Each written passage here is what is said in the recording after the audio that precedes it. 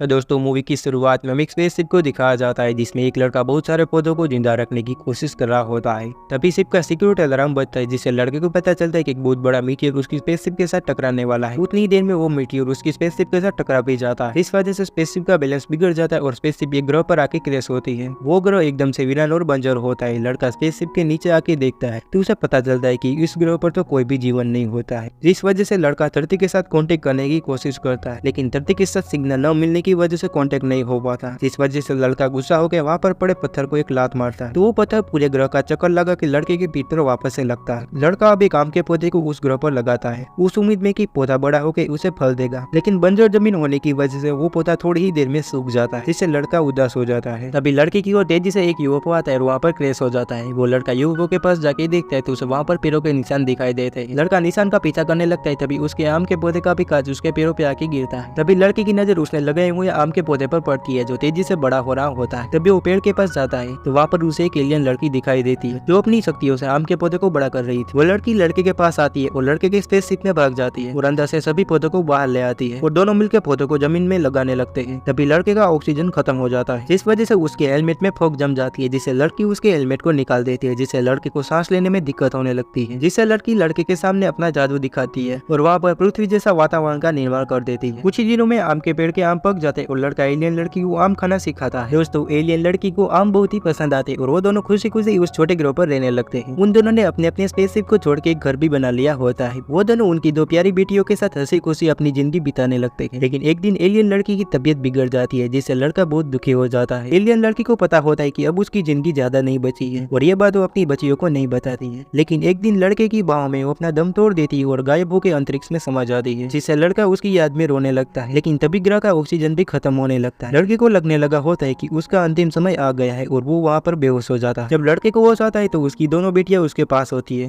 वो लड़का दोबारा से सांस ले पा रहा था, यानी कि बच्चियों के पास भी उसकी माँ जैसी सुपर पावर होती है और वो ग्रह वापस से हरा भरा हो जाता है।